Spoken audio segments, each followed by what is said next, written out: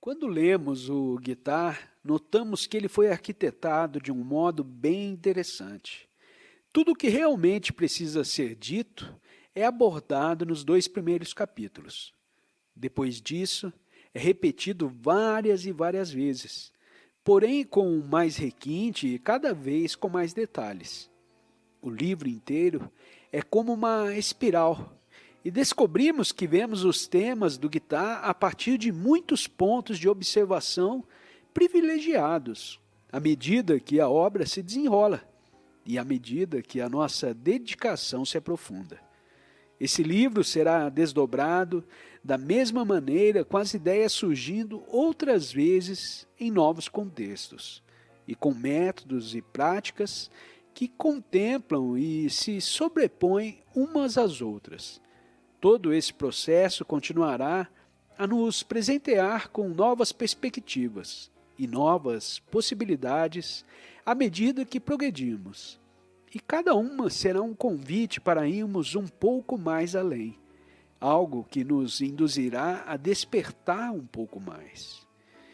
E se esse livro realmente funcionar, ao final da leitura, você descobrirá que não será mais o mesmo que lê essas palavras agora.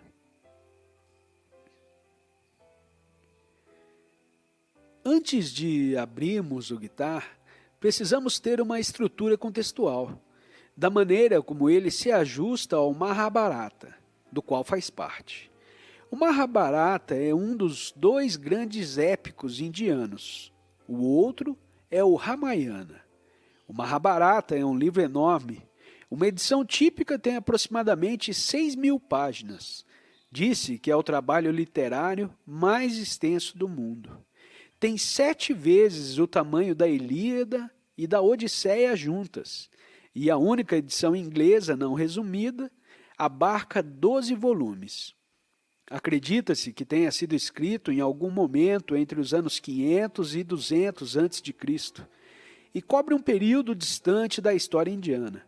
A tradição situa a batalha de Kurukshetra em 3102 a.C., embora os historiadores digam que o mais provável seja 1400 a.C., quando ocorreram os eventos que inspiram o Mahabharata. Sob um aspecto, o Mahabharata é o estudo histórico de um reino, mas sob outro, é o estudo simbólico extraordinário de todas as interações humanas, de todas as emoções e motivações humanas. É como um livro incrível de psicologia sob a forma de um drama, e que foi escrito sobre um ponto de vista muito consciente, o que significa que, embora possa ser lido somente pela perspectiva de uma história melodramática e romântica, pode também ser estudado para descobrirmos o seu simbolismo mais profundo. E bem no meio do Mahabharata, pouco antes do clímax de uma batalha entre as duas famílias guerreiras do reino, surge o diálogo entre Krishna e Arjuna, chamado Bhagavad Gita, ou a Canção do Senhor. A história do Mahabharata envolve o reino de Bharat, no norte da Índia. O rei de Bharat tinha 2 filhos, Dhritarashtra e Pandu. Dhritarashtra era o irmão mais velho, e normalmente seria o primeiro na linha sucessória do trono, após a morte de seu pai. Mas ele tinha nascido cego, e as tradições da época não permitiam um rei cego, de modo que Pandu recebeu o trono e governou o reino. Bem, o que a cegueira de Dhritarashtra representa na história é algo que tem sido comentado com grande encanto por inúmeros eruditos hindus durante séculos. Alguns dizem que a sua cegueira representa o seu apego ao filho Duryodhana, o que o faz ficar cego para o Dharma, cego para a verdade ou para a sabedoria superior. Outros dizem que a cegueira representa a natureza da condição humana, que é cega devido à sua falta de intelecto superior. O simbolismo é muito rico. Pandu, o irmão mais jovem, o rei, possui 2 esposas, Kunti e Madri, e 5 filhos com elas. Desses 5 filhos, que por sua vez são os bons camaradas, os Pandavas, Yudhishthira era o mais velho. Yudhishthira era virtualmente a encarnação do Dharma, embora tivesse um pequeno defeito, o jogo. Ele gostava de jogar dados e isso, como veremos, é o que finalmente nos leva à situação difícil, na qual nos encontramos com Kurukshetra. Bhima, o segundo filho de Pandu, era muito forte e um pouco imprudente. Arjuna, o terceiro, era puro, nobre, cortês e heróico. Ele é o nosso herói do Gita. E havia 2 filhos mais moços, os gêmeos de Madri. Dhritarashtra, o irmão mais velho, cego, tinha 100 filhos, todos da mesma esposa. Eu sei, 100 filhos. Mas teremos que admitir fatos estranhos como esse no Mahabharata. Abrimos espaço para eles no Velho Testamento com o registro de um homem de 120 anos tendo vários filhos. Vamos então admitir que os fatos sejam diferentes em épocas diferentes. A esposa de Dhritarashtra, Gandhari, era incrivelmente devotada a ele. Era tão devotada que, como ele não podia ver, ela manteve os seus próprios olhos cerrados durante toda a sua vida de casada, porque dizia que seria impróprio para ela enxergar, sendo o seu marido cego. Isso é o que é devoção. Bem, após alguns anos do seu reinado, Pandu matou acidentalmente um Brahmane. Matar um Brahmane, mesmo por acidente, é algo realmente ruim. E para reparar o ato, Pandu retirou-se para a floresta, a fim de realizar o Tapasaya, deixando o reino aos cuidados de Dhritarashtra. Após alguns anos, enquanto ainda estava na floresta, Pandu morreu vítima de uma maldição, e Dhritarashtra continuou a governar Bharat. À medida que os filhos cresciam, Duryodhana, filho mais velho de Dhritarashtra, sentia cada vez mais inveja de Yudhishthira, filho mais velho de Pandu.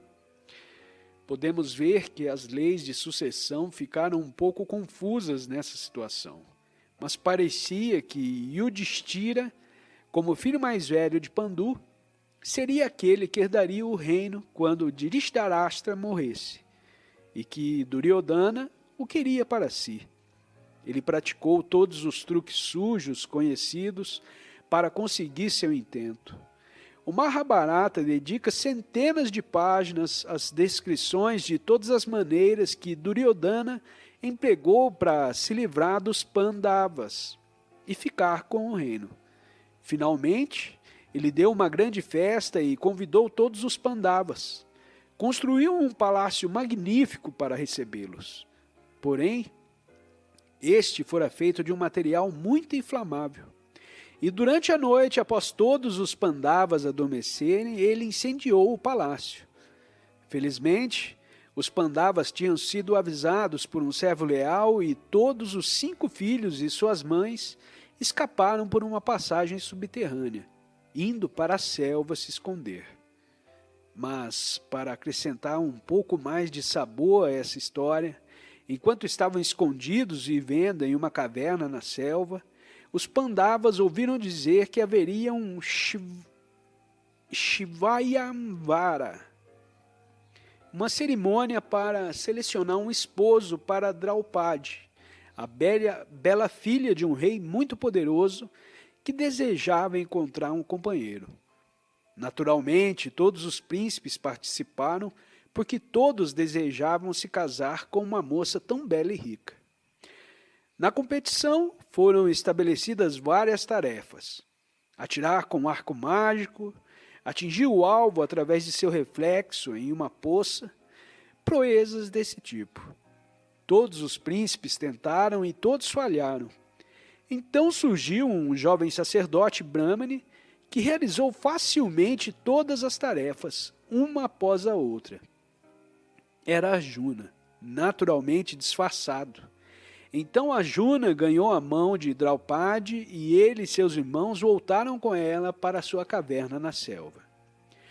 Quando se aproximaram do local onde moravam, os rapazes chamaram sua mãe, Kunti. Veja, mãe, quem trouxemos conosco hoje. Kunti estava dentro da caverna e não conseguia ver os filhos, mas respondeu: quem quer que seja, partilhem-na entre vocês.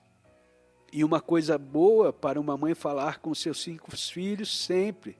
Mas dessa vez isso significava que os 5 irmãos seriam maridos de Draupadi. Ela teria 5 maridos como dádiva da sogra. Bem, depois de alguns anos escondidos, os Pandavas voltavam para o reino de Bharati.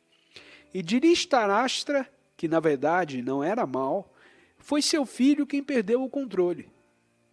Insistiu que Duryodhana desse a eles um pedaço de terra para governarem. Duryodhana, como era de se esperar, escolheu o pior pedaço de terra do reino para os Pandavas. Não havia nada lá, mas apesar de tudo, Yudhishthira e seus irmãos foram bem-sucedidos e criaram um reino próspero, bom e bem dirigido. Isso fez com que Duryodhana ficasse naturalmente ainda com mais inveja. Ele ficou insanamente tomado pela inveja, e tudo em que conseguia pensar era conspirar contra os Pandavas.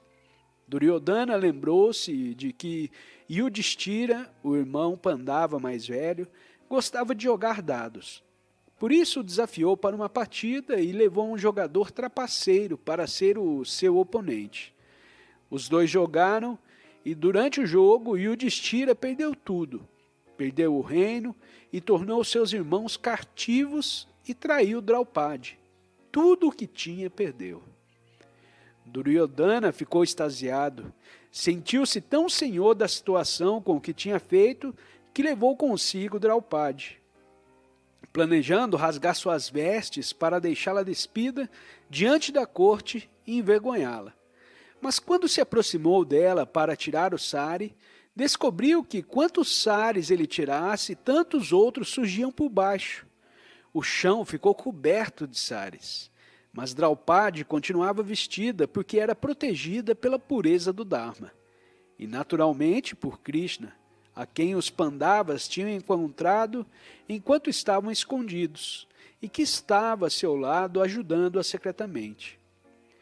Quando Dhritarashtra soube do episódio com Draupadi, ficou tão aborrecido com o comportamento do filho que concedeu a Draupadi 3 pedidos. E ela disse: bem, em primeiro lugar, liberte meus maridos. E em segundo lugar, devolva-lhes suas armas. Isso é o suficiente. Não precisarei do terceiro. Eles serão capazes de cuidar de tudo a partir daí. Dhritarashtra então manteve a sua promessa e libertou os Pandavas. Mas assim que os irmãos ficaram livres, Duryodhana atraiu Yudhishthira para outro jogo de dados. Parece que Yudhishthira não aprendia nunca. Nesse jogo, os perdedores, ao qual naturalmente foram Yudhishthira e seus 4 irmãos, tinham que partir e viver na selva por 12 anos. E no 13º ano, seria ainda pior. Tinham que ir para mais longe ainda durante todo aquele ano, porque se fossem encontrados por Duryodhana, teriam que passar outros 12 anos na selva. Mas se conseguissem superar tudo isso, Duryodhana prometeu que no final do exílio eles teriam o reino de volta. Então, eles voltaram para a selva e passaram os 12 anos. E no 13º ano, para se esconderem, tornaram-se servos de um rei, em um reino vizinho. Duryodhana fez de tudo para encontrar os irmãos, mas não conseguiu. No final do 13º ano, voltaram para Bharati e se apresentaram diante de Duryodhana, dizendo: nós conseguimos, agora queremos o nosso reino. E Duryodhana respondeu: sou irredutível, ficarei com o reino. Não lhes darei uma terra sequer da largura de uma agulha.